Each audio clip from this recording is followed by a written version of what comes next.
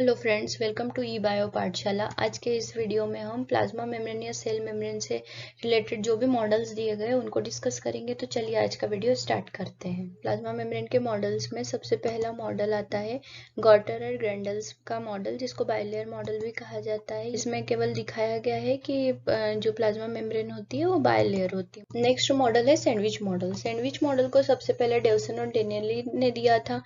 अपने इस मॉडल में उन्होंने बताया था कि जो प्लाज्मा मेम्ब्रेन होती है वो फॉस्फोलिपिड और प्रोटीन से मिलकर के बनी हुई होती है, और प्लाज्मा मेम्ब्रेन में पाए जाने वाले जो मॉलिक्यूल होते हैं वो कैसे होते हैं, एम्फीपैथिक होते हैं। एम्फीपैथिक मतलब उसमें हाइड्रोफिलिक और हाइड्रोफोबिक दोनों तरह का पोर्शन प्रेजेंट होता है।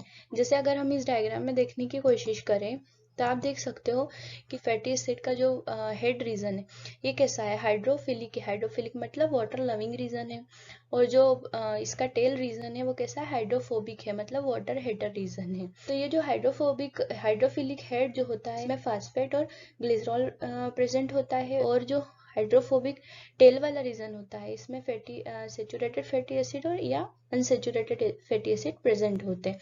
फिर उन्होंने बताया कि जो प्लाज्मा मेम्ब्रेन की बायलेयर होती है उसमें जो टेल्स होती है वो फेस ईच अदर होती है। मतलब फेस ईच अदर होती है का मतलब क्या हुआ कि जैसे अगर हम यहाँ पर देखें, ये जो हेड वाला रीजन है इसमें एक लेयर का हेड ऊपर की तरफ है और दूसरे लेयर का हेड जो है नीचे की तरफ है, मतलब कि अपोजिट साइड में हेड प्रेजेंट है।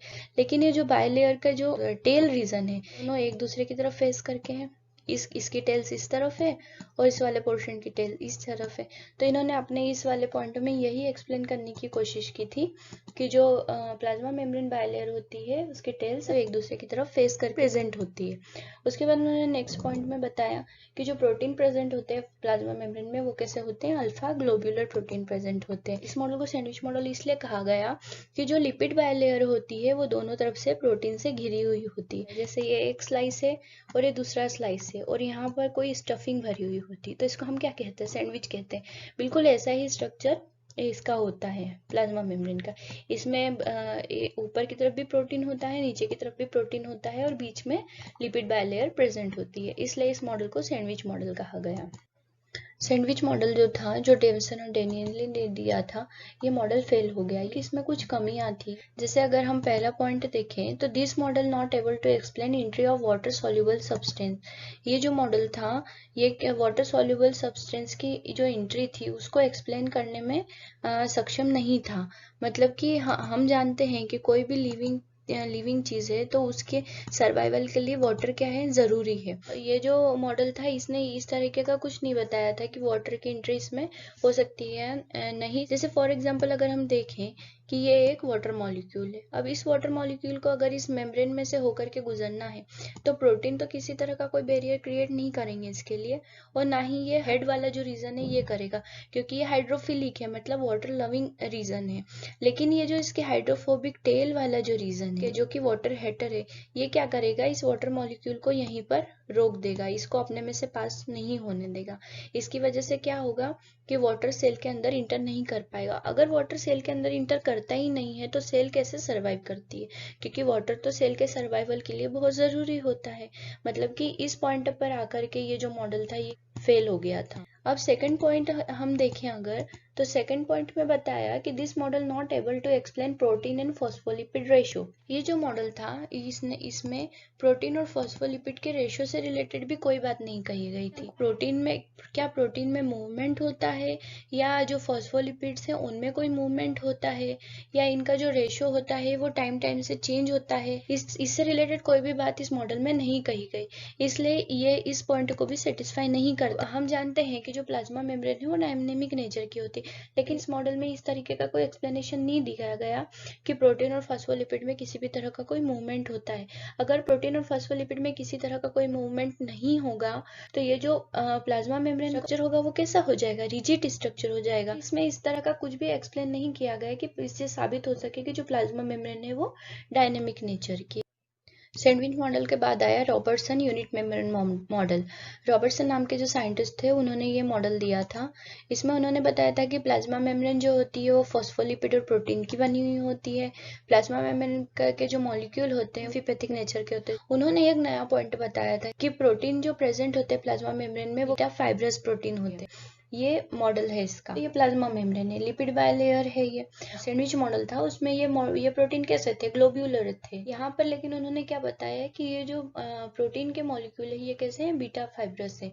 और इसकी प्लाज्मा मेम्ब्रेन की जो थिकनेस बताई इन्होंने, ये बताई 70 to 100 डिग्री आर्मस्ट्रॉन्ग। लेकिन ये जो मॉडल था ये मॉडल भी फेल हो गया। This model not able to explain entry of water soluble substance. Water soluble substance की एंट्री से रिलेटेड कुछ भी एक्सप्लेन नहीं किया गया इसमें।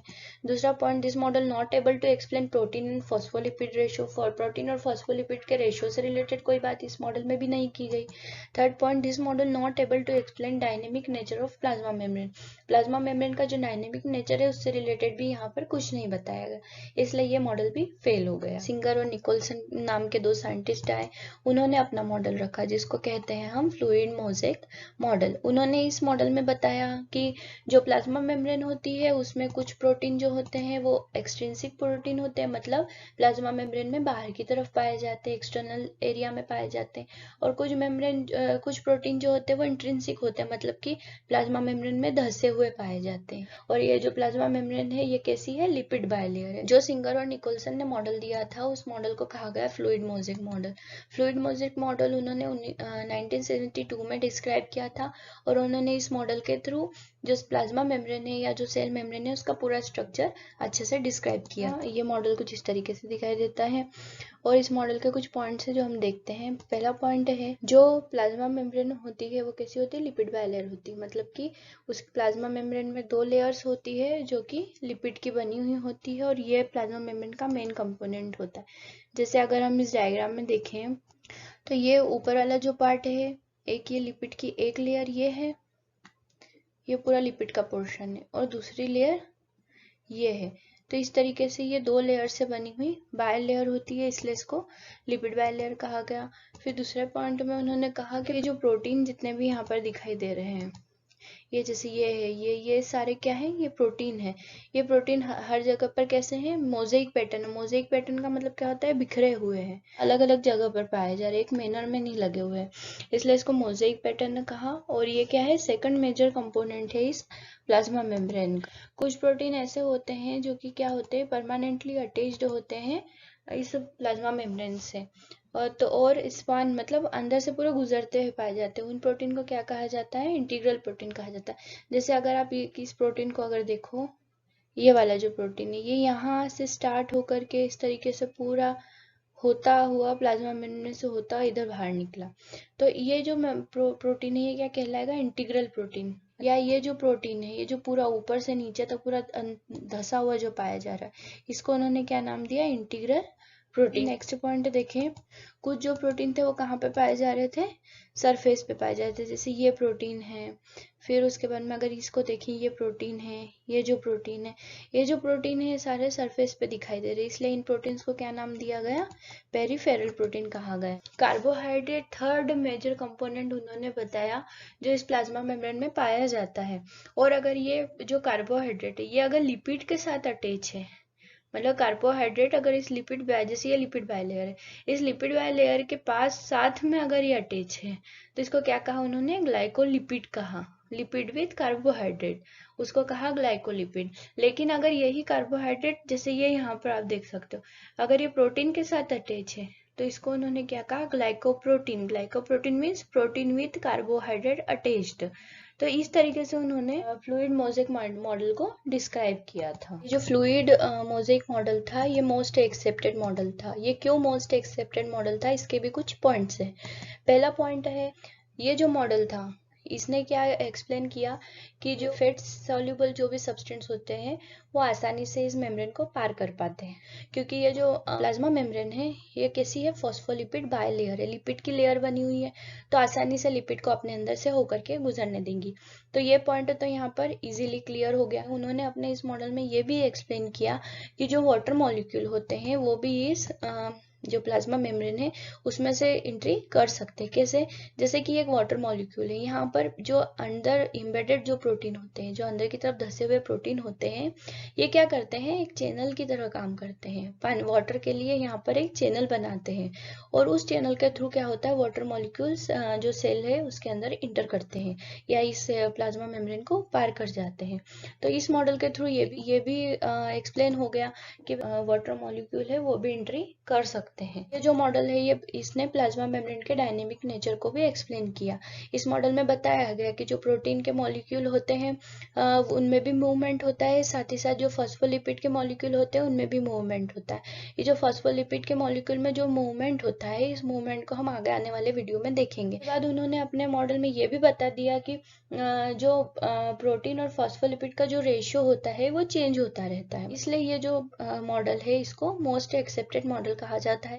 इस फ्लूइड मोज़ेक मॉडल के थ्रू उन्होंने ये भी बताया कि जो प्रोटीन और लिपिड होते हैं वो किस तरह से अरेंज होते हैं।